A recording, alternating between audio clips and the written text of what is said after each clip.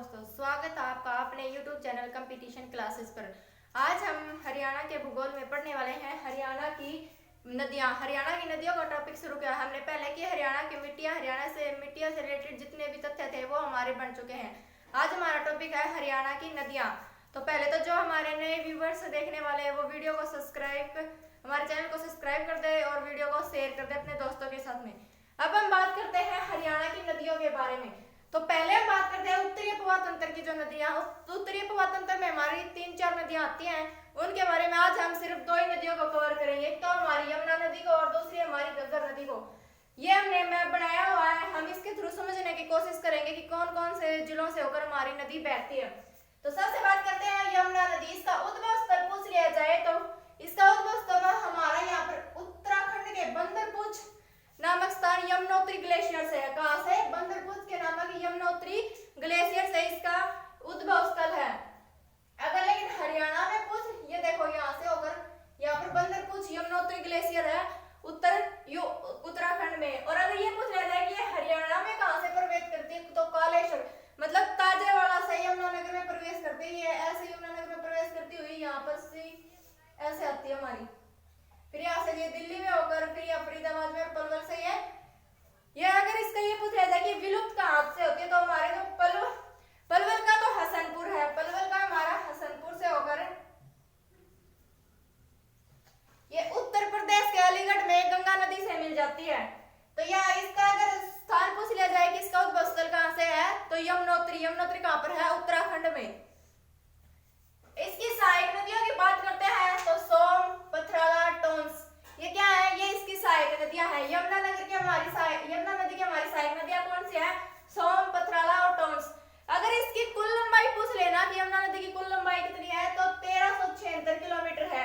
लेकिन अगर राज्य मतलब कि हरियाणा और उत्तर प्रदेश के बीच ये कितनी सीमा बनाती है अगर ये पूछ लिया जाए तो तब हम हरियाणा और यूपी के बीच कितनी सीमा बनाती है तो ये हरियाणा और यूपी के बीच हमारी 328 किलोमीटर की सीमा बनाती हुई।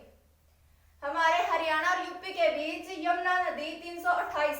अगर ये पूछा जाए सदानीरा नदी कौन सी हरियाणा की तो हम क्या कहेंगे कि जो हमारी यमुना नदी है ये एक सदानीरा नदी है भी। अगर ये प्रमुख नदी पूछ लिया जाए तो हरियाणा की प्रमुख नदी भी यही कहेगी। ये यमुनानगर, करनाल, पलवल, करनाल, पानीपत, सोनीपत, फिर ये दिल्ली से होते हैं फरीदाबाद और पलवल के हसनपुर से निकलकर ये यूपी के अलीगढ़ में जाकर गंगा नदी में मिल जाती है। 3 इसकी सहायक नदियां, ये याद रख लेना। अब आते हैं इस पर प्रमुख बांध कौन सा बना हुआ तो जो हमारा यमुनानगर है ना इसमें ताजेवाला है ना उस पर हथनीकुंड बैराज बना हुआ भी। ताजेवाला पर कौन सा बैराज बना हुआ? हमारा हथनीकुंड बैराज। हथनीकुंड आनंदपुर बांध हमारा कहाँ पर है? फरीदाबाद में है। किसाऊ और रेणुका बांध ये हमारे कहाँ पर है? हिमाचल प्रदेश में है।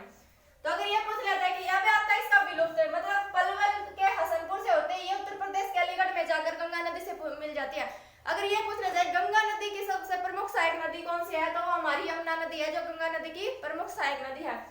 अब यहाँ से इससे पश्चिमी यमुना नहर भी निकाली गई है जो कि हरियाणा की सबसे महत्वपूर्ण नहर है।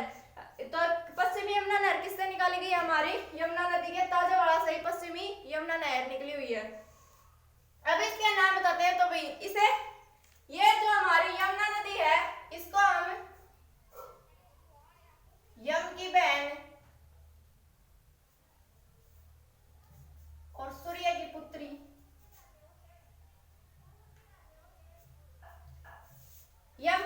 सूर्य की पुत्री इन नामों से भी जानते हैं। तो इसका उद्भव स्थल पूछ लिया जाए तो बंदरपुर यमुनोत्री कहां से? हमारा उत्तराखंड से है। अब जो हमारा यमुनोत्री है जहां से नदी निकलती है तो उसकी अगर समुद्र तल से ऊंचाई पूछ लिया जाए तो वो हमारी कितनी है? 6387। अगर हमारी यमुनोत्री हिमनद की ऊंचाई पूछ लिया जाए तो वो हमारी समुद्र तल से कितनी है? 6387 है। और ये कहते हैं कि जो यूपी और हरियाणा को कौन सी नदी अलग करती है तो वो हमारी कौन सी नदी अलग करती है? वो हमारी यमुना नदी अलग करती है। और यमुना नदी से क्या निकाली गई है? पश्चिमी यमुना नहर।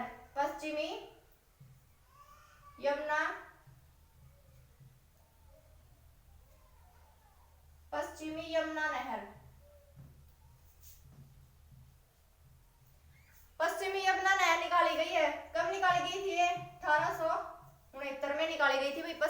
यमुना नहर हमारी, जो कि महत्वपूर्ण है। अब बात करते हैं हम घग्गर नदी की।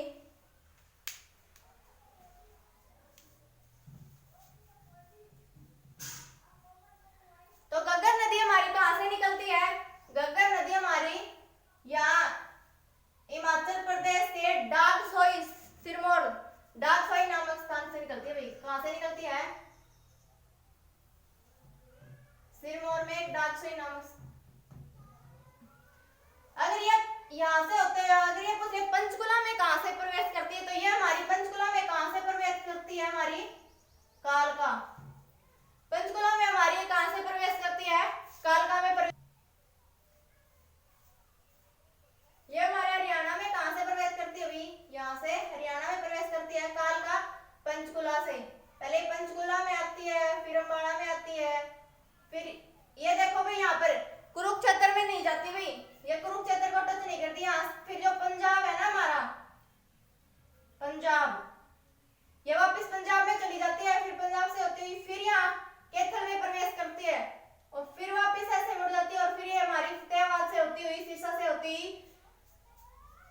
फतेहाबाद सिरसा से होती हुई ये कहां पर चली जाती है?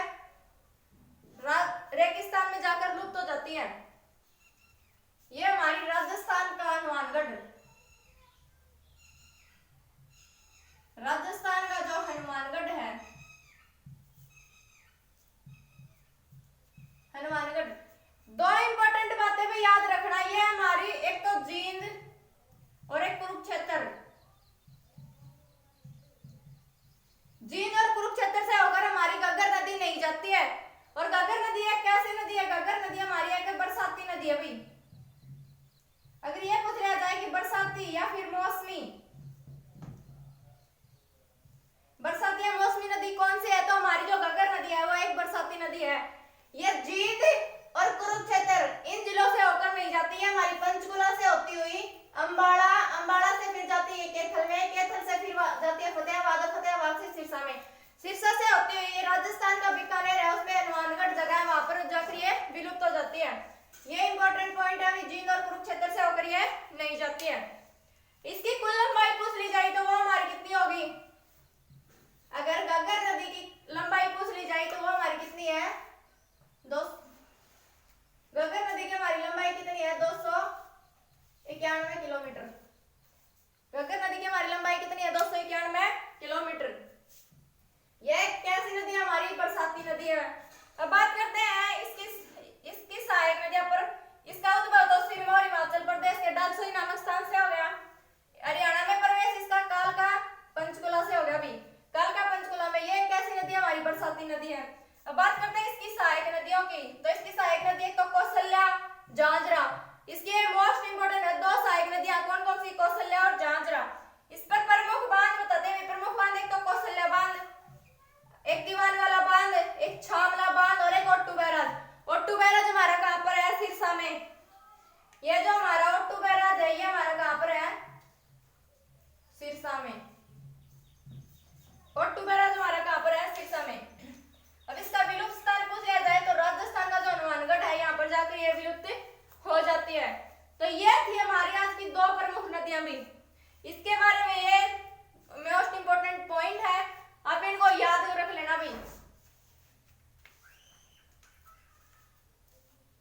किसाऊ और रेणुका। और यमुना नदी है, इसे यम की बहन, सूर्य की पुत्री या फिर यामिनी, ये इसके नाम है भी।